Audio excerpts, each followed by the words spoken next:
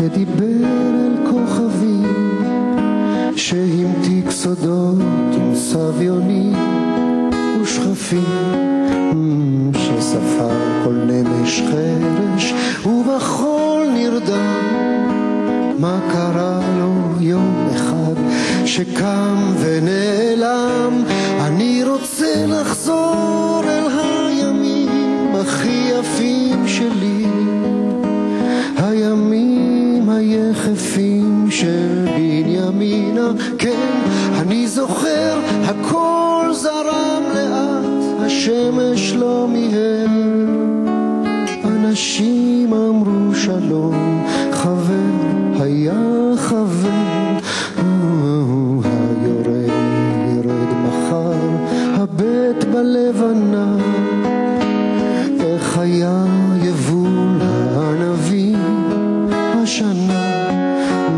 היכנסו הערב, יש ריבה מיטוט גינה, ובלילה תתכסו כתיב. אני לא יודע מה להרגיש. גיבבתי איזה 2 משפטים שאני חושב שאומרים הכל. איך פתאום אין מילים והשירים מרכינים ראש, מתאבלים גם הצלילים שאת מילותיו של אהוד שמחו לפגוש. אמרת שאנחנו נפשות תאומות, שאני הנפש התאומה שלך, אז אני מרגיש יתום, התייתמתי ממך. אני מרגיש נכה, כי מי ישלים את מה שאני מוציא? מי ישלים את המילים? אני לא חושב שיהיה מישהו כזה, אף פעם.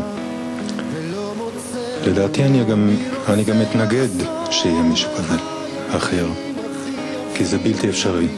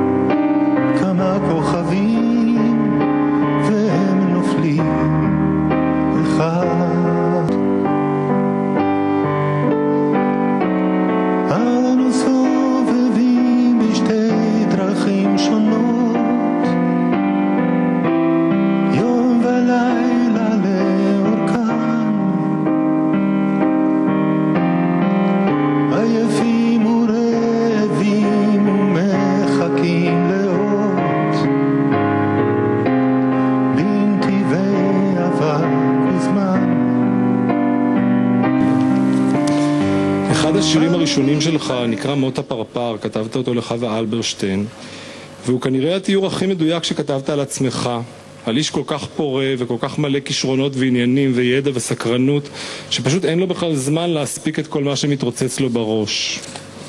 בתוך עלי הפרח, לבן חיוור כקרח, נולד פרפר ממשי רך.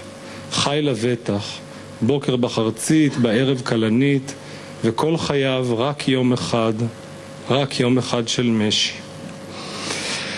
אתה נורא תחסר לכולנו וגם לי, נורא אהבתי אותך, והדבר היחיד שמנחם אותי הוא שידעת את זה, שאת כל המחמאות האלה שופכים עליך היום, אמרנו לך גם בחייך, שהיו מאושרים, הכי מאושרים והכי מלאים, וכמו שתמיד היית אומר, היו תגובות נורא חמות, אפילו אופרה אמרה. וכמו שאהבת תמיד להמציא סלוגנים קטנים לכל דבר, כל מה שבא לי להגיד עליך זה אהוד מנור, מילים היו קטנות עליך. תודה.